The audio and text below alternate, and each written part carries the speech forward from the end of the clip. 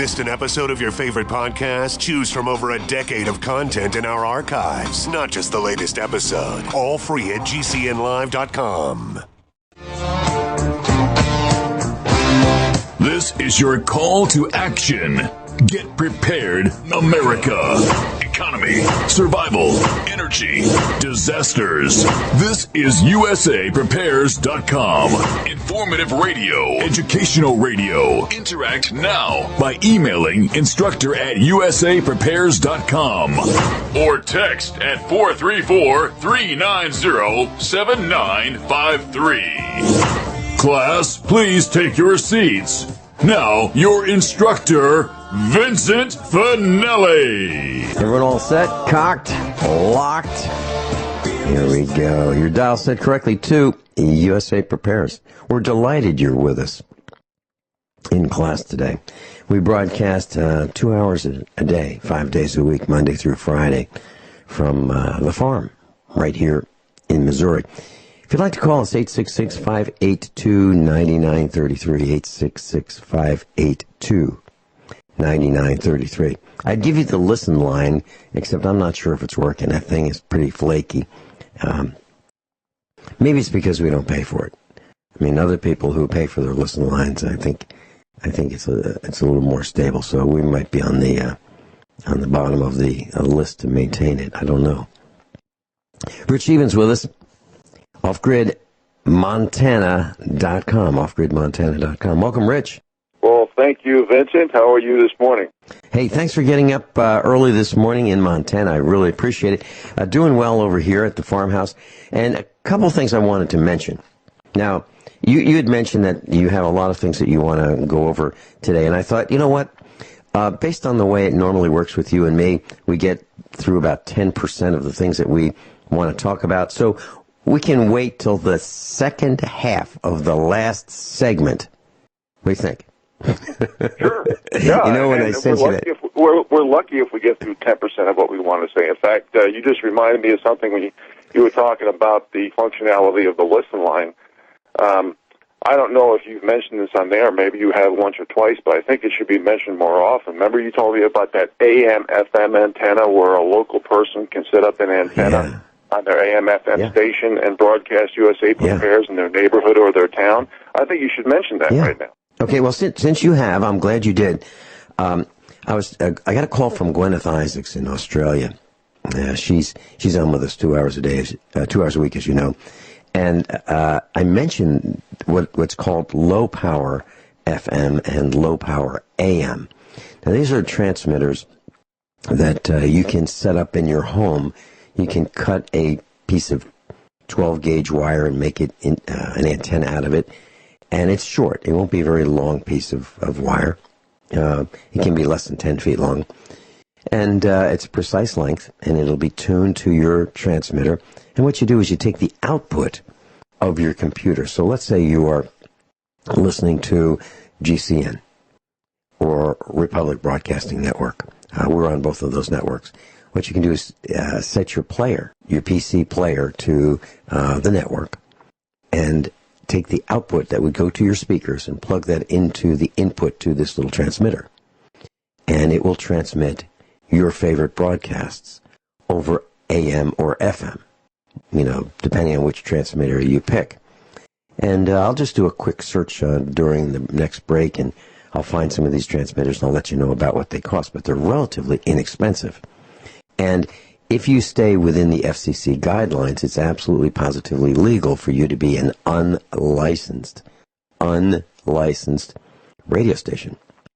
You can't do it for, you know, commercial profit, but you can transmit, you know, your favorite programming. Or if you want to be a DJ, you can do that too, and use a mixer board and a microphone and some music, and you can be a DJ. But you know, if you want to spread the word, like we are doing right here, right now, in your village, you can do that. And it's very, very inexpensive.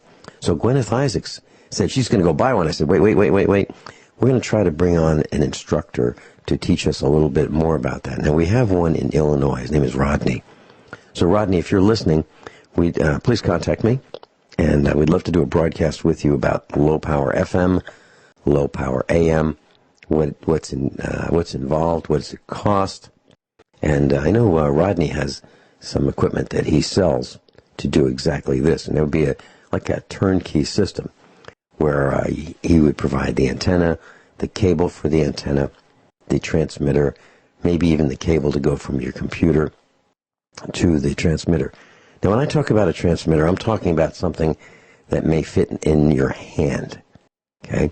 If you just open your hand, the transmitter would fit right in your hand. It has a little power supply, a wall wart, one of those wall transformers, that kind of thing.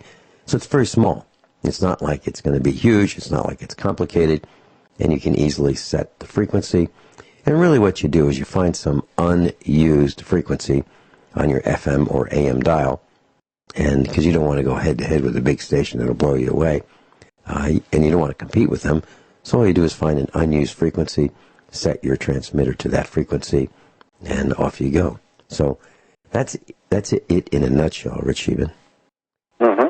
No, I think it's a great idea for people to get involved, help out their community, maybe do a little public speaking over the air. And during commercials, they can always narrate what they feel might be their opinion, hopefully using objective facts and not subjective emotional opinions, and getting the word out to the public. I think the public definitely needs it because, as you always hear me mention, we're being distracted, dumbed down, and divided by every group imaginable to keep us infighting, keep chaos, keep us off balance, so the aristocracy can manage the serfs.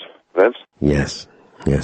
So if any of you has experience with setting up a low-power AM amplitude modulation, low-power FM frequency modulation, let us know. Okay, I'd love to do a broadcast with you about that.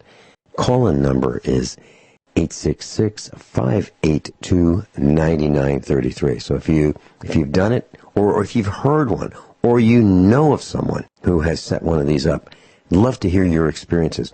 And there's a radio network. It's a small radio network, and it's called the Micro Effect. And it has to do with low-power micro radio stations, if you will. And I had been a broadcaster on the Micro Effect for a while. And what they did was they originated the broadcasts, and they helped people set up thousands of these micro transmitters, or low-power AM or FM. And so it was a force to so that you could hear your favorite broadcast. And let me take us back to the 1990s. I have a dear friend, and you know this class. His name is John Statmiller.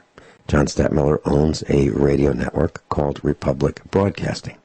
And so this broadcast on Genesis Communications Network is rebroadcast the following day on Republic Broadcasting between the hours of 6 a.m. and 8 a.m. Central Time.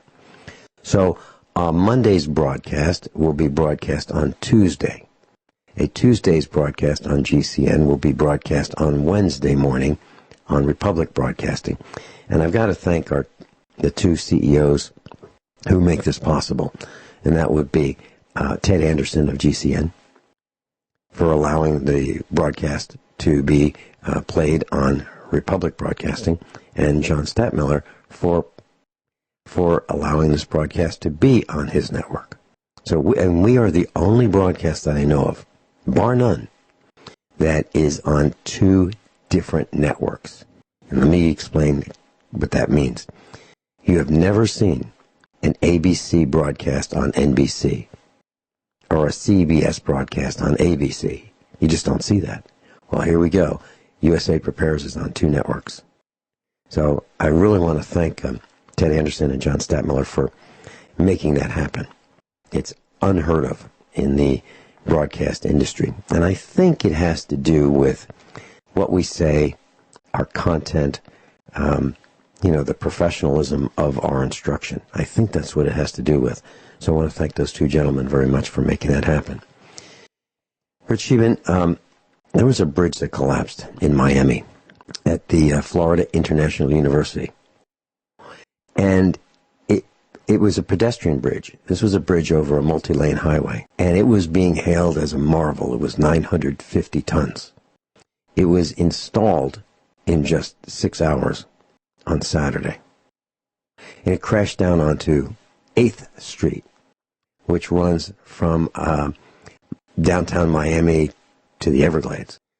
Well, at least 6 people died as a result of this bridge crashing down. And this bridge was considered a marvel of engineering. They built the bridge along parallel to 8th Street, and they had these massive cranes lift it. They stopped traffic. They lifted it, and they lowered it onto the piers. And there it was, this pedestrian walkway. And it wasn't finished. It wasn't meant to be used. And hours after the bridge was set in place, it collapsed. It collapsed on vehicles traveling under it. People died. It was absolutely horrific. Now, this followed texts and tweets and emails of people congratulating themselves and the others on this marvel of engineering and accomplishment that they made. Well, how does that happen? It's an absolute catastrophe. Well, I have a couple thoughts. Now, I looked at the pictures intently. Now, I don't have any more information than you may have, and if you go to dailymail.co.uk, you can see some of these images. Well, here's what I know.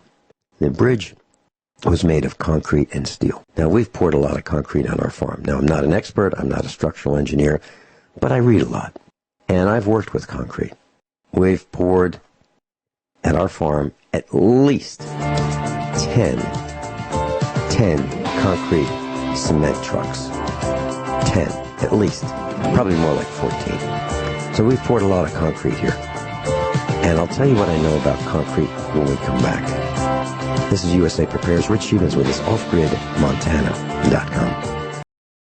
So we're talking about the bridge in Florida at the university that collapsed and killed a number of people. And so here's what I know about concrete class. Concrete comes with one guarantee, just one.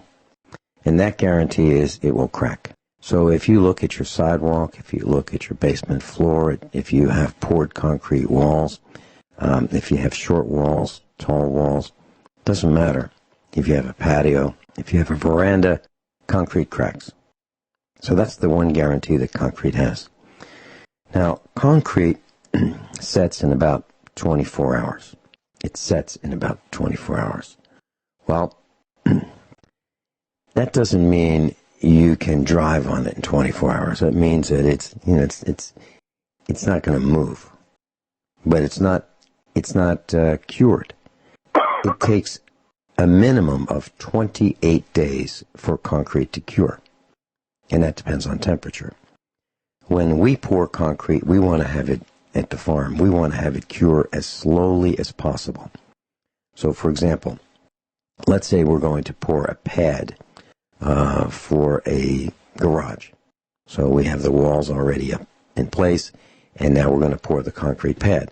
So we'll put some stone down. We'll put a membrane down like plastic so that moisture doesn't come up from the ground through the concrete, and then we'll pour the concrete. After the first day or so, we will lightly hose down that concrete.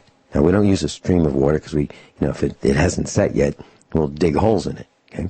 We lightly fan a mist of water over it and keep it moist for at least a week, maybe 2 weeks, because the slower it cures, the stronger it is. Now, concrete is made of 3 basic components: water, and then something called aggregate. And aggregate is rock, sand, or gravel, or a mixture thereof, and cement. So cement and concrete are not synonyms. Cement is an ingredient in concrete. So you mix water, the aggregate, and the Portland cement, if you will, together, and that forms concrete. Now, the more water you add to this mixture, the weaker the concrete is. The less water you add, the stronger it is. Now, I'm speaking in generalities.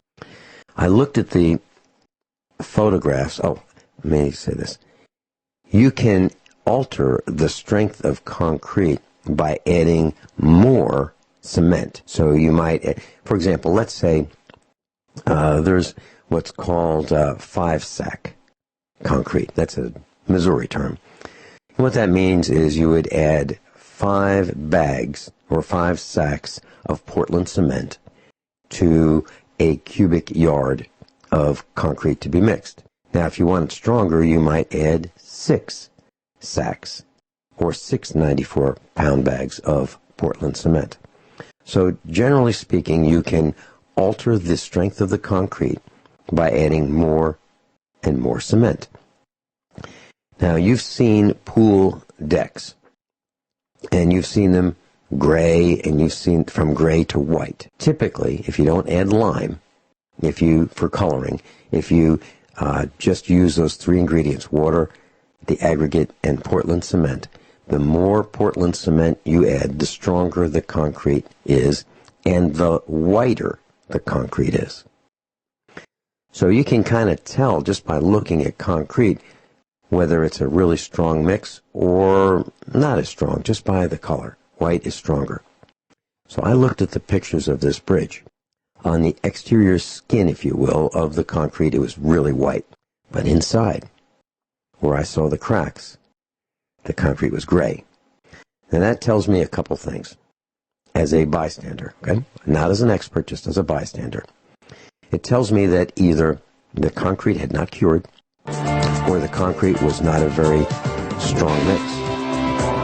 I'll tell you one more thing when we come back about rebar, reinforced steel bars in concrete. I'll tell you what they're for, and I'll tell you my thoughts on that when we come back. And then Rich has got a lot to say about finance and economics. This is USA Prepares. Rich Sheben's with us, and talking a little bit about what I know about concrete. Now, class, in nature, concrete and steel have similar characteristics when it comes to expansion and contraction. So, a bridge at night is cooler generally in temperature than during the heat of the day in the sun, especially in Florida. So, what works really well with concrete to make it stronger is adding steel. And that steel is called rebar. That's a shortened name for reinforcing bar. It's a reinforcing steel bar with bumps on it. And the bumps help the rebar adhere to the concrete mixture. Now, concrete is very, very strong in compressive strength. So if you have, let's say, a disc or a concrete block, for example, you can put a lot of weight on it if it's uniformly distributed, and the concrete will stand up to a lot of weight before it fails. But concrete has a very weak tensile strength. Now, so compressive strength is pushing on it. Tensile strength is pulling it apart. Concrete is weak in terms of tensile strength. But to reinforce the concrete, you can add steel, which has a very high tensile strength. So the combination of steel and concrete work really, really well for compressive and tensile strength. So that's why rebar is added. So I wanted to share that I think, based on my observation from the pictures, that concrete may not have been cured for the full amount of time. Now, 28 days is not enough time, in my book, for a bridge to cure. I would like to see a minimum of 90 days, 90. And I also noticed that truss design, if you look at the angles of the truss, they're strange. They don't conform to anything I have researched on the internet or in books in the past or currently. It's a strange design, in my opinion. Now, these are just my opinions. I am not a structural engineer. But now I hope the lesson that you glean from this particular class is that you start looking up and you're looking ahead as you travel, and you look at the construction, and just because some engineering company or some construction company made something out of concrete or steel or wood or all of the above does not mean it's going to stand. Think about that. But Shealy, that's about all I have on the bridge. Well, before I go into Economics 101, I just want to make a couple comments about the bridge. Let me tell you the first thing that came to my mind when I read the article about what had happened in Florida. And I'm going to start it out with a little legal stimulant here by saying a few things. First of all, in 2017, there was 58 scientific papers saying that global warming was a myth. Not one got reported by the mainstream media. First graders, as young as first graders, are being taught about gender and sexual identity and how to do certain stuff. Bathroom scales are being taken out of schools and locker rooms so it doesn't offend anybody or hurt someone's feelings. The first thing that came to my mind, America, was the fact that we've lowered our bars of standards and expectations so far that you got to ask, are these engineers, were they hired because of what group they're in, or were they hired based on hard work, effort, proven results, qualifications, and the like? And I feel that as American exceptionalism decreases because of things like political correctness and many other subsets under that category, I see things getting a lot worse over time. So that being said, Vince, what I want to do, I want to talk some Economic 101 because I think we're getting pretty close to the end game because it's all artificially bubbled, if you will. And, you look at the central banks. They've been printing money by pressing buttons and buying a ton of stocks and bonds, and not just our central banks, but even the Central Bank of Switzerland and others as well. Now, the role of the central banks, folks, is to save the banks, save the stock market / Wall Street, and save the status quo. In other words, reinforce the caste system, which is basically the bottom 93% of the country. Now, I've also done enough reading to read between the lines that the Fed looks at soft data, surveys, consumer confidence like the VIX, which is manipulated, focus group. They use subjective emotional opinions, media propaganda, subliminal messaging to figure out how much wool they can throw over the American people's eyes. And right now, central banks own about half of the global GDP. So economics, markets, they're almost all controlled by non-elected people, which is pretty scary. And I'm sure everybody who listens to this program has read by now that the Atlanta Fed has new estimates for quarter one GDP at less than 2%. So that's somewhere in the neighborhood of a 65% decrease. Pardon me. So what's happening here is that corporations have hit the highest debt level ever. It's not just corporations, it's household, it's government at all levels, and the leverage is just absolutely insane. The debt, the credit levels. What's been happening is people need to understand that when a corporation goes out, like the last 2 years, corporations have issued another $1 trillion of new debt, not for new expansion of products or services or R&D or people or employees, but they go into debt by borrowing cheap money to boost four major things: stock, share buybacks, dividends, executive cash, and acquisitions and mergers. Now, I just want to talk about that briefly. Acquisitions and mergers, basically what that is consolidation, okay? When you consolidate in this new industry that's heading our way of robotics, automation, artificial intelligence, that's designed to take more jobs. Now, people say, well, just everybody go into robotics and automation. Well, not everybody can, whether it be dollars, whether it be aptitude, whether it be interest, whatever. Not everybody's going to go into it. A very small amount of people are going to get those jobs. So when you look at these, let's look at executive cash. There's not a lot of time, so I'm just going to go through the heavy points here, the important points. Executive cash, basically, that's a stock option. So when the corporations issue new debt to get their stocks up, they're literally cashing in their stock options because they've bought back shares to increase the price.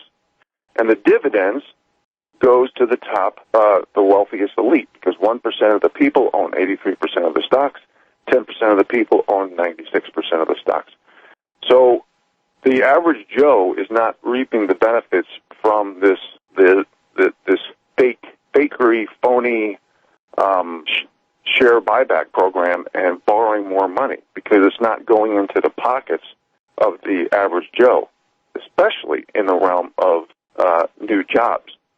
Now, when you look at the so-called expansions or lack of, and no new products or services coming to the market, but all this money printing, especially if U.S. Treasuries are coming back, and Japan and China is no longer purchasing our debt but selling it, and we have 2-3 times at least the amount of U.S. dollars abroad than we have here, and all that money comes back, and the world petrodollar, the world reserve currency, which is us, no longer has any clout. We could be having a lot less new products, but more money chasing goods. So what they're doing is that they are manufacturing inflation, and it's all fake and phony. It's not done through supply and demand, through free markets, none of that stuff. So what we're seeing and what we're going to see is economic slowdown. Disposable personal income, the only reason it's up a little on paper is because it's up for the elite, the top few percent. The savings rate is a 10-year low, debt's an all-time high, and credit is collapsing, and the yield curves are flattening. And the banks need an expansive yield curve because they have to borrow at 2% and then basically sell that loan or sell the note to the public at a bigger interest, a longer arm, like 10% or 30%. But if it's yielding, if the yield is getting close to inverting, they are going to lose money and not going to loan money anymore. So you got to look at QT coming this fall, quantitative tightening, which is opposite of quantitative easing. That's obviously going to slow everything from velocity of money growth, especially in the demographic situation that we have here in America. The debt, the credit, the pensions, the government promises, the valuations, they're all headwinds for future rate of growth.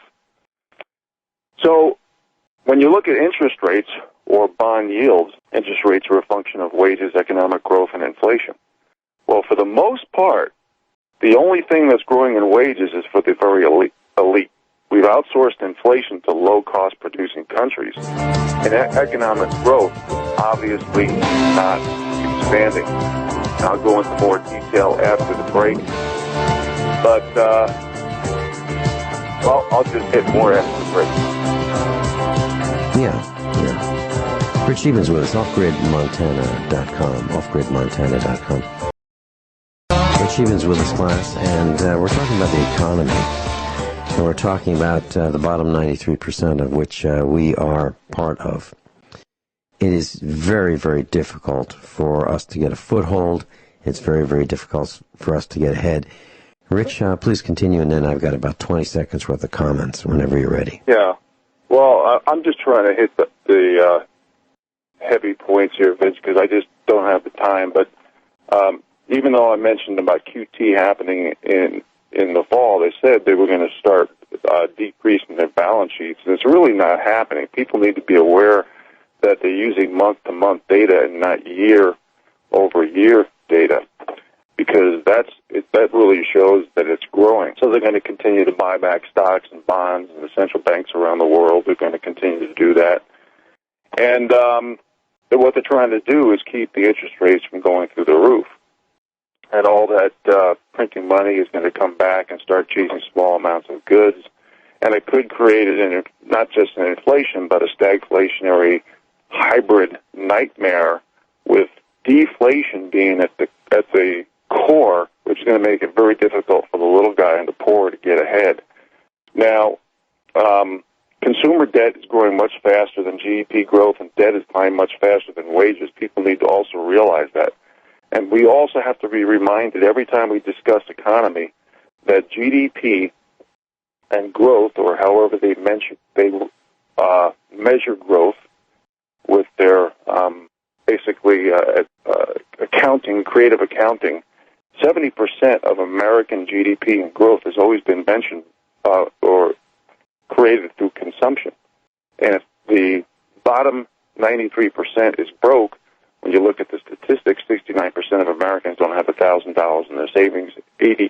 78% of Americans live paycheck to paycheck. How are we going to get 70% consumption to increase our GDP or growth? It's just not going to happen. And 2017, despite what they say, has been, from what I've read, the largest year of money printing. When you look at the Fed, the Bank of Japan, and the ECB, they've printed over $2.5 trillion in a single year. So there's a lot of smoke and mirrors in there as well. And the S&P companies are expected to buy back $800 billion of their own stock. So what I talked about earlier, stock buybacks, dividends, stock options for big execs, and mergers and acquisitions, which means less workers and more robotics, automation, artificial intelligence taking jobs, we are not heading towards a good place. And people need to prepare, whether it be self-sufficiency, whether it be coordinating your capital resources and skill sets and combining them with neighbors or family or friends, because they're not the central banks, the powers that be, the big banks. It's all lawless transactions. What we need to do is have basically Congress approve everything, which is the way it was supposed to be. So as long as debt keeps growing faster than GDP growth, and debt climbs much faster than wages, there's an impossibility of the bottom 93% gaining ground in this scenario. So, Vince, you wanted to say a few things before the hour. I only have 20 seconds worth. So, maybe a minute's worth. You talked about stagflation. Stagflation, class, is prices increase and wages don't. That means the distance between you and what you need gets farther away from you over time. Okay, prices increase, wages don't. And across all companies, the average compensation for chief executive officers in 2015, and those are the numbers I can go by because that's what I have in front of me, $13.8 million per year. That's the average CEO compensation, $13.8 million. Now, the average worker earned about 16,300,000. I'm looking at two different sets of statistics. Average CEO of the 350 largest companies, $16.3 million. The average worker bee, 53,000. CEOs make 307 times more than the people that are being supervised by the CEOs. It's an absolute outrage. You know, back when we were a productive country, the ratio was 20 times. Now it's 307 times. Bert Shealy, thank you so much for being with us today. Always spending your irreplaceable time. We'll be back after top of the hour with Bert Bertonis. Everyone all set? Cocked, locked, hour number 2 of USAPrepares.com. Bert Bertonis is with us, Silicon Valley radio frequency engineer and patent holder. Welcome, Bert Bertonis. Hi, Vince. Glad to be here. Bert, I'm gonna share what happened on a phone call that you and I had just a couple minutes ago. So, class, just before the broadcast, I called Bert. And, I'm in Missouri. He's in California. And I called him up. And I said, hey, Bert, you all set? He said, yeah, next Friday, right? Yep. I'm good. I said, no. 11 minutes. Bert, you are, as long as I've known you, you have been pulling my leg.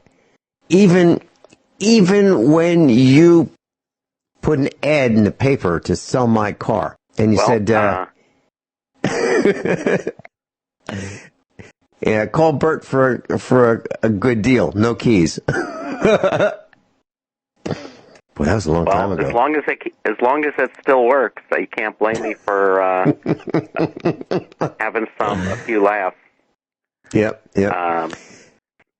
So Vince, today I'm going to go a little bit out of my space as our science instructor to talk about one of the great mysteries of, actually it's the 100-year anniversary of one of the largest naval mysteries in history. Mm-hmm. The disappearance of the USS Cyclops. Yeah, the USS Cyclops. Class, let me spell it for you. USS as in United States ship, Cyclops, Cyclops. It remains unsolved, yeah. So, Bert, tell us about the USS Cyclops. What do we know? What happened? Well, first of all, it was a huge ship. This was one of the largest coal carriers ever built. In fact, the hull of the ship was so huge that its sister ships, believe it or not, went on to be converted to the first U.S. naval aircraft carriers in our Navy's history, the Lexington and the Saratoga. They were sister ships. They were converted before World War II to aircraft carriers and, like I said, became the first two in our fleet. So this was a massive ship. It was capable of holding over 300 men. 540 foot long, and it could hold 12,500 tons of coal. So this ship, exactly 100 years ago this week, was en route to Baltimore to unload its. It actually was not carrying coal on that trip. It was carrying magnesium and manganese. So it never arrived. And to this day, they've never found a trace of the ship. Back when it hadn't arrived, they obviously dispatched other ships to search, but unfortunately they didn't know exactly where en route it had disappeared. There were radios in those days, very primitive radio technology. Now you're touching on my field of radio communications. They were primitive, but a ship of this size would have radios, if nothing else, for distress calls. No radio signal was ever sent. The weather was generally good, but it was a long trip, and they did go through some storms. And again, we don't know where it was lost, but what's interesting is we found virtually every other large ship that has disappeared over the years except the Cyclops. We found the Titanic. We actually found the Saratoga and the Lexington and other aircraft carriers that were sunk in World War II. Everything this size or close to it has since been located, yet nothing of this ship has ever been found. Is there any thought as to what could have happened to the USS Cyclops? Well, of course, theories abounded. It was the end of World War I, and there was still fighting going on, so of course the initial speculation is German submarines, and yes, the Germans did have their first-generation submarines in World War I, but the thing is, they didn't have the range to go to a route that would go from Brazil to Virginia. I mean, maybe in a worst-case scenario, if they put extra fuel and figured out, made special provisions for a long-range trip, it could be possible. But it was unlikely. It was not like World War II when it was prolific to have U-boats in our hemisphere. So, but that was one speculation. Another speculation is that the cargo shifted because basically the metal they had on board was not as heavy, or it was actually more dense than coal. They didn't fill the whole hull up, so the whole hull up, so there was a little bit of a gap, and one speculation was, well, the load shifted, forced the weight either all the way back or all the way front, and that forced the ship to instantly sink before they could send out a distress call. It's pushing it for explanation, but we just don't know, so everything basically is on the table. But nothing ever found, not one trace. All the planes that have gone over there doing deep sea scanning to look for things, the undersea searches. We just had a ship, if you remember, a few years ago, there was a cargo ship that I guess it was not going on all its power, but sailed through a hurricane, and I believe they found that ship under the water. So basically, everything like this has been found, but this ship, not a trace. Mm-hmm. And do you think? What are your thoughts? Do you have any that you think? And because the first thing that came to my mind, we're talking about 19. The last time this ship was seen was March of 1918, as I remember. And the first thing that came to my mind, because this ship was used to move men and materiel in World War I to Europe, right? Isn't that what it was used for? And obviously, to my mind, I was thinking about a submarine attack. I mean, that's the first thing that came to my mind, which is what you mentioned. Yeah, and that's certainly possible. It was a U.S. ship, and but I don't know what the rules are, because the 309 souls were not all crew. There were some.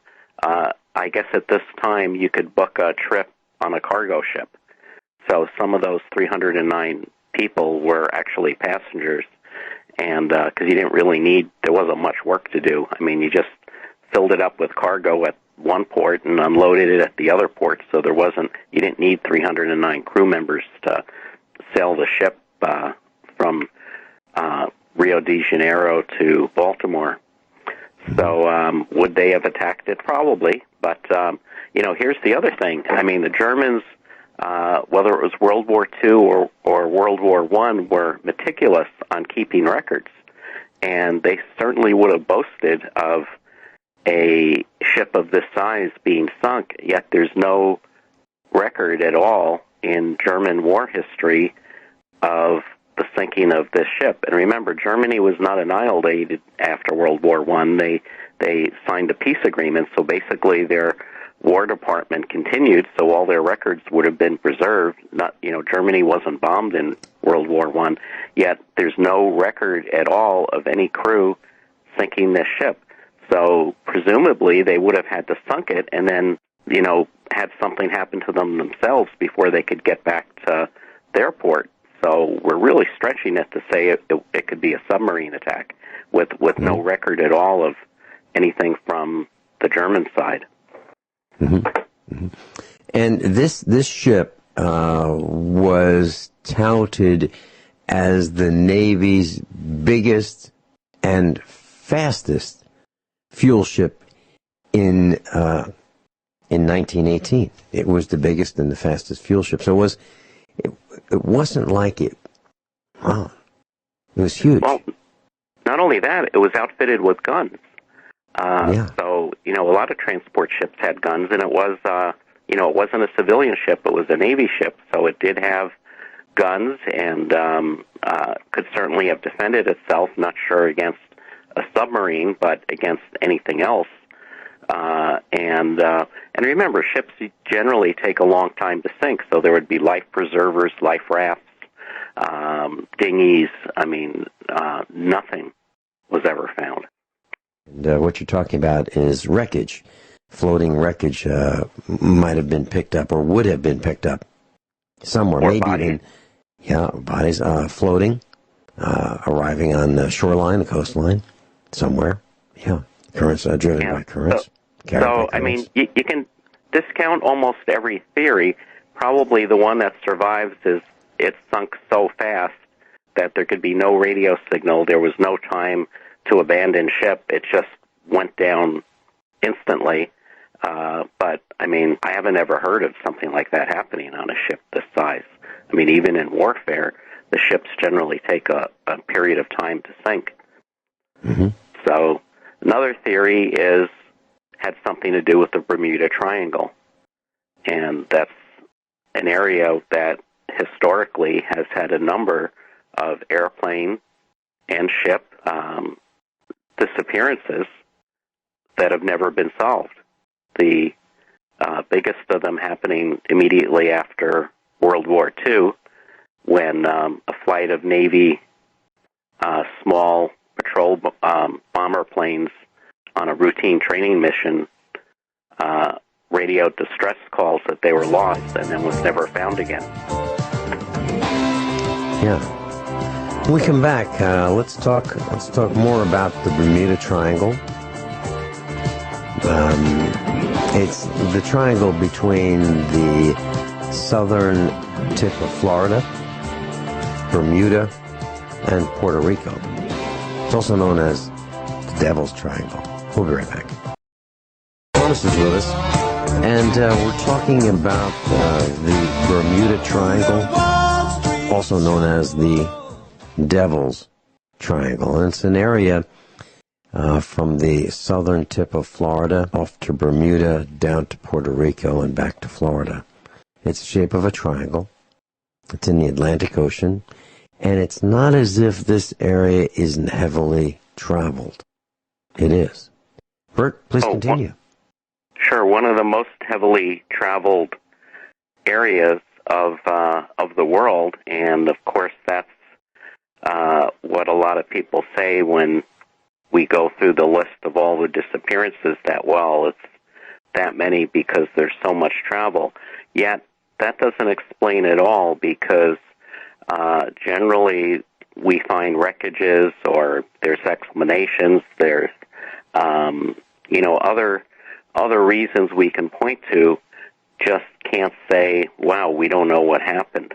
And in this area, more often than not, when planes or ships disappear, there's no trace, there's no explanation. Now, that said, there have been some cases where there are explanations. There were storms, whatever, of course that's happened. But one of the most mysterious cases is the flight of 5 Navy Avenger torpedo bombers in 1945. Interesting, this happened just after World War II. The Cyclops happened just before the end of World War I. Not sure if there's anything there. That's probably just coincidence. But on December 5th, 1945, 5 Avenger torpedo bombers took off on a routine training mission from Florida to fly out to the Bahamas and back on basically just practicing bombing runs. After their first practice run, they were flying up to Grand Bahama Island, and they became disoriented. And the flight leader, Charles Taylor, for some reason, and again, we don't know, but they had complete radio contact with the control tower in the base, he became convinced he wasn't over the Bahamas, but he was over the Florida Keys. Now, why he would think that, can't say. He was an experienced pilot, but he said he's lost, his compass isn't working, and he proceeded to take his crew to fly east. Now, why would you fly east? Makes no sense, unless you thought you were over the Keys, and that was the way to follow the Keys northeast back to your base at Fort Lauderdale in further up north in Florida. So basically, there was radio contact until they just disappeared and presumably ran out of fuel. But after the loss of this flight, the largest sea air search in naval history was conducted. And what's even more amazing is the first search plane that they sent up to look for these guys, it was a Catalina specifically outfitted for air-sea search and rescue. It could land in water, had a full crew, took off from its base in Florida, and was never seen or heard from again. This is the rescue plane. Never found. So that then ensued to the largest sea search in naval history. And to this day, not one trace has ever been found of anything from that flight. Not a life preserver, there was no oil slick at the time. The last radio messages were basically that if they ran out of fuel, they would ditch, but they couldn't tell where they were flying above, and their compasses didn't work. Each plane had two compasses. And we don't know what happened to this day. The same basic area that the Cyclops disappeared several years earlier. You know, I was always interested in the Bermuda Triangle, and it seems that there is a common thread. Correct me if I'm wrong, Bert, but the common thread that I understand is disorientation, which is what you mentioned. It seems like planes become disoriented, especially airplanes. Search and rescue airplanes, the original airplane that we're looking for, there is disorientation. Is that the common thread, or am I confused? No, that's certainly a common thread. Yeah. Let's talk about more about common threads, if there are any, and come back. Bert Bertonis, Silicon Valley engineer, radio frequency engineer, patent holder. We'll be right back. Bert Bertonis is with us. And you know, class, when I first started radio, I got some advice. And that advice was, you know, don't talk about strange things. Don't talk about mysterious things. Don't talk about disappearances. Don't talk about the unknown. I'm delighted to be talking about the unknown. And we're talking about the Bermuda Triangle. Also, Flight 19. Also, the USS Cyclops. So, Bert Bertonis is with us. Bert, please continue. This is fascinating to me. Well, yeah. So there's some other interesting facets to this story. So, Commander Taylor, the head of the flight, before they took off, asked to be excused from his position and be replaced, and they turned him down. We don't know why, because we're not able to ask him. Why did he not want to go on that flight? He didn't say don't fly. He just said, I'm not fit to lead this mission. I just don't want to do it. And they said, you look fine. You're in charge. You're taking off. And that's in the records. Now, there's a few things that aren't in the official naval records. There was a ham radio operator who was listening to naval broadcasts just for fun. You know, and I used to do this as a teenager. I was experimenting with radio equipment, and I could tune into virtually every frequency, shortwave, VHF, and I would do this from time to time, just, you know, to see what people were saying. Usually the bands are dead.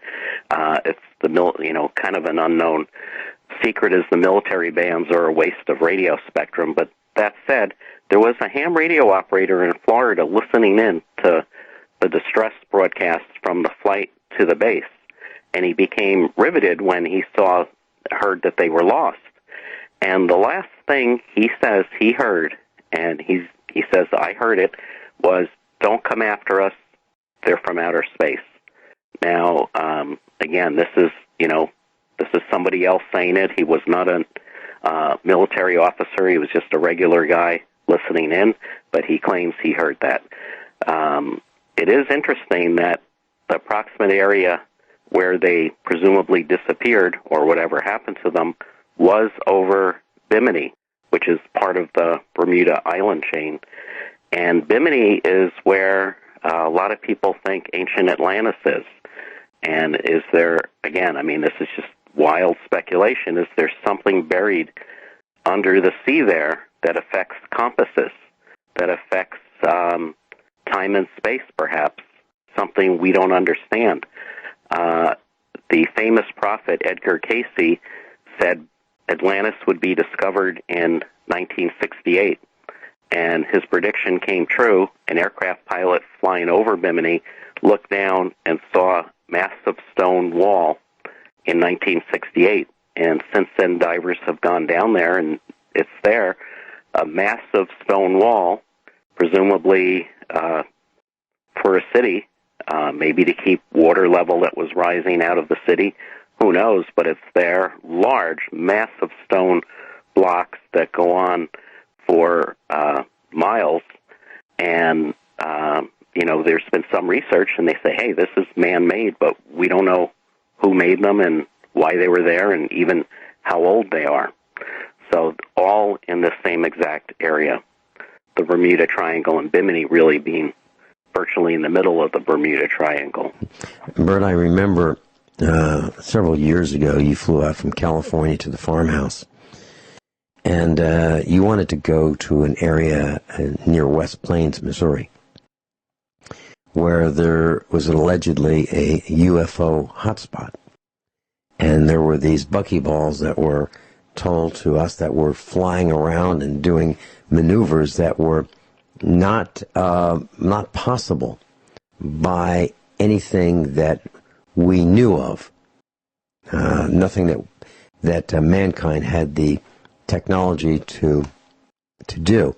And class, let me give you an example. Let's say you had a flashlight, and the flashlight beam would project out, let's say, 500 feet, and it would stop. And at the end of that flashlight beam would be a ball of light, let's say the size of a basketball. So you have this flashlight in your hand, and it's at night, and you're waving it around with your wrist. And that ball of light is at the end of this flashlight beam. Those maneuvers, up, down, left, right, those were the kind of maneuvers that we were told were happening, except two of them. And they would fly up right next to you, and then they would take off, one to the left, one to the right. That's what we were told. And so Bert wanted to go look at this area and see if there was anything to it. So he and I drove out there from the farm, and we met another ufologist, and we spent the day looking for evidence.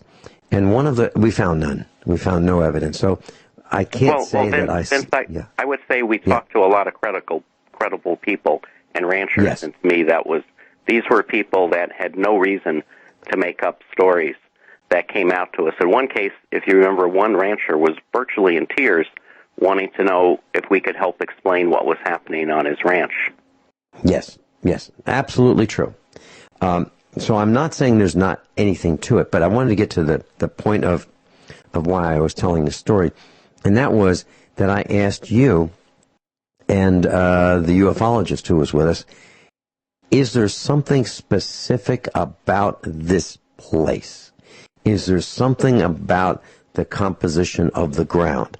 Is it iron? Is it iron ore? Is it lead? Is it radioactive?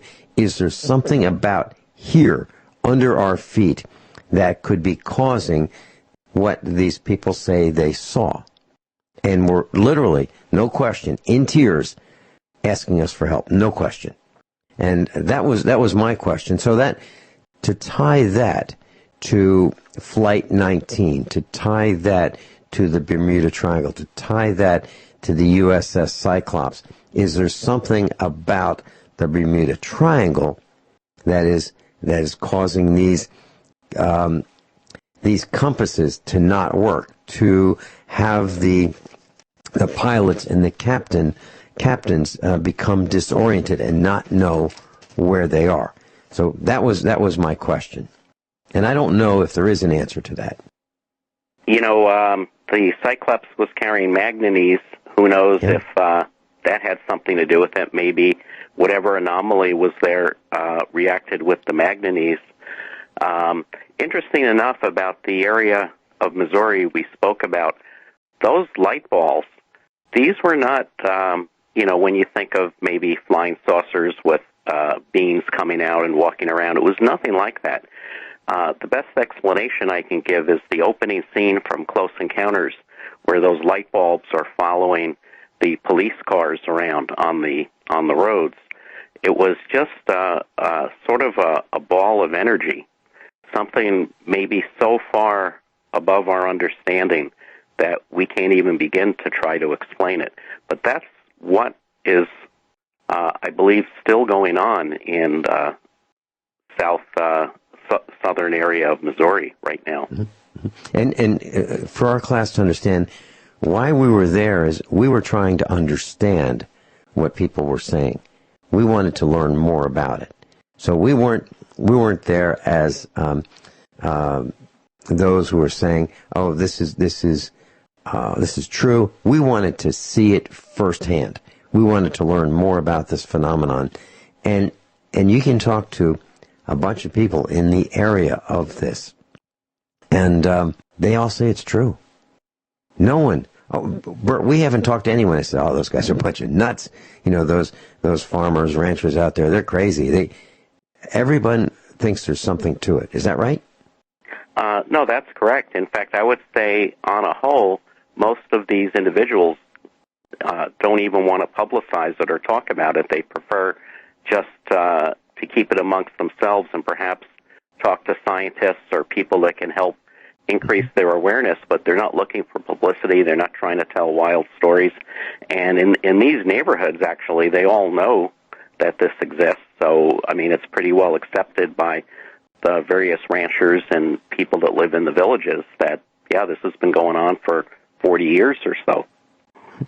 And, class, just as an interesting side bit of information, when Mrs. Finelli and I were looking for the farm that we wanted to buy in Missouri, we went out there, and there was a farm that was 215 acres, a little bit smaller than the one we're at right now. We're at 241 acres, and it had a magnificent barn that could easily be converted to a house. It was 60 by 120 feet, and it was absolutely magnificent. It was a steel barn, and it was right there. It was right in this area, just down the road from the area that Bert and I went to look for what is going on in this area and to talk to eyewitnesses and people who had firsthand experience with these balls of light. I mean, it was, when I say it was right there, I'm talking like maybe 2 miles away, 3 miles away as the crow flies. It was right there. So, by the way, do you want to share the name of the third person who was with us? He's been on Coast to Coast, right? Art Bell's Coast to Coast AM? Up to you. I mean, you're a fellow Missourian. Why don't you? I don't remember his name. I really don't. I'm not prepared to know his name either. Okay. All right. Well, maybe in a future broadcast we'll mention his name. But yes, he's been on Art with Art Bell and Coast to Coast. So, but I can't say who we were invited out by was probably the most renowned UFO researcher in the world, and that was Jacques Vallée, who is my personal friend. And we're getting off onto a tangent here, but he's also a venture capitalist, and he was on the board of directors of one of my startups. In fact, we had appointed him chairman of the board, and it had nothing to do with UFOs. We were developing technology, but he's the person who invited us out. Yeah, and at your suggestion, I called your friend Jacques Vallée to invite him to come on this broadcast. He was flying to Europe, and he was going to be gone for a few months. So when he comes back, we'll see if we can get him on. Yes, and he has been, he's world-renowned. Bert Bertonis, and I'll be right back. Bert Bertonis is with us. Bert, I was thinking about these anomalies that have been located in the Bermuda Triangle, and I was thinking about, we used to hear more about them than we hear today, and it doesn't look like there are very many incidents, recently, and of large ships, of large airplanes. Do you think that has something to do with maybe the difference in navigation via satellite versus compasses? Do you think that might be part of it? Well, that's certainly true. There seems to have been a lot of disappearances in the 1940s, 1950s, going into the 60s.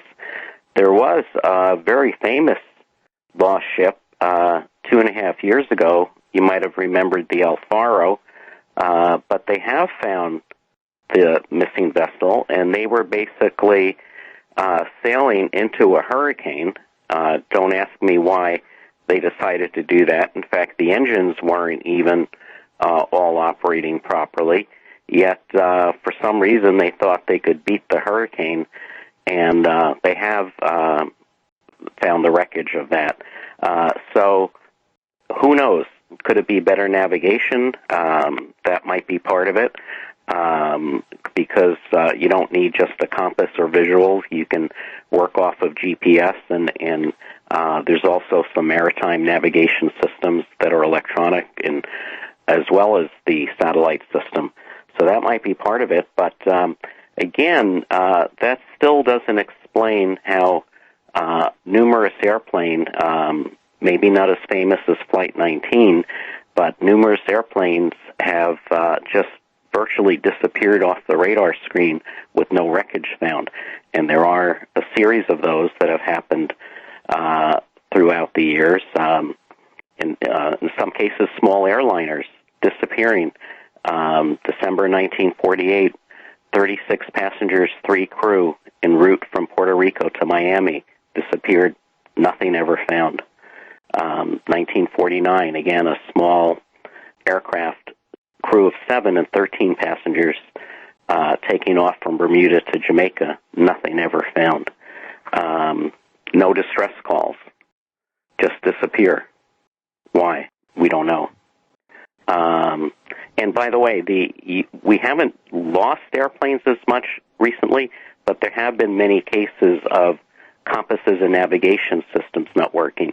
Just last year, a Turkish Airlines flight was basically flying from Havana to Washington, and all of a sudden it had navigational problems, and it had to change its course in order to try and get its electronics back.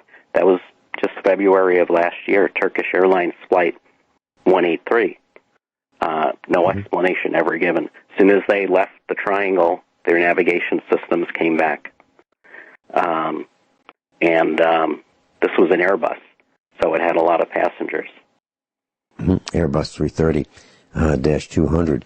So you're talking about these are aircraft that are flying through the Bermuda Triangle. And I understand there was another aircraft, a private aircraft with at 2,400 feet.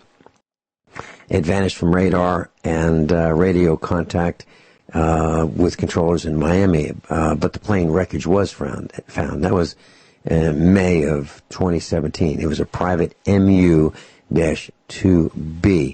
aircraft at 24,000 feet. Now, 24,000 feet is, we're not talking about Navajos and Cherokees and Piper Cubs.